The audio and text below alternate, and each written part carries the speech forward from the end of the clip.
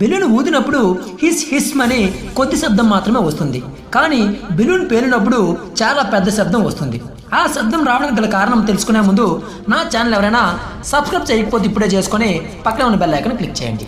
Let's start the episode. బెలూన్లను సాగే లక్షణం ఉన్న రబ్బర్తో తయారు చేస్తారు. ఆకర్షణ కోసం రంగుల్ని బొమ్మల్ని ఆ రబ్బరు పదార్థపు తయారీ దశలోనే జోడిస్తారు.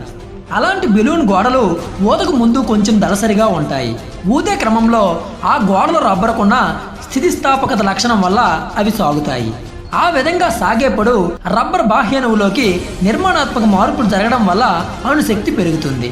ఇలా పెరిగిన అణుశక్తి వల్ల రబ్బర్ పొర పాక్షికంగా వేడెక్కుతుంది.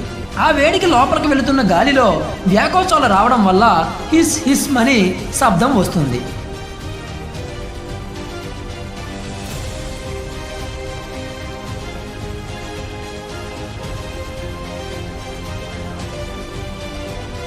ఇక బెలూన్ పేలినప్పుడు పెద్దగా శబ్దం ఎందుకు వస్తుందో తెలుసుకుందాం. గాలిని ఊదినప్పుడు బెలూన్లో గాలి పీడనం పెరుగుతుంది.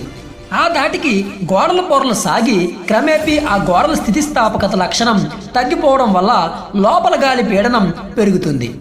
అంటే ఊదిన బెలూన్లోని పీడనం బయటి గాలి పీడనం కన్నా చాలా హెచ్చుగా ఉంటుంది. అటువంటి సమయంలో ఆ బెలూన్లోకి గాలిని అదే పనిగా ఊదినా లేదా ఊదిన బెలూన్ను గట్టిగా నొక్కినా లేదా పదునైన వస్తువుతో గుచ్చినా అది వెంటనే బద్దలవుతుంది. ఒక్కసారిగా లోపలున్న గాలి అధిక పీడనం నుంచి బయటపడే క్రమంలో బయటి గాలిలోని కంపనాలను సృష్టిస్తుంది. అంతేకాదు పగిలిన వెంటనే బెలూన్ గోడలు సాగని స్థితి నుంచి ముడుచుకునే స్థితికి చేరుకునే క్రమంలో కూడా గాలిలో కంపనాలు వస్తాయి.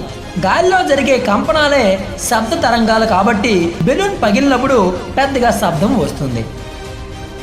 ఈ టాపిక్ నచ్చినట్లయితే ఒక లైక్ చేయండి, షేర్ చేయండి, తప్పకుండా సబ్స్క్రైబ్ చేసుకోండి. నెక్స్ట్ ఎపిసోడ్తో మళ్ళీ కలుద్దాం. Bye bye.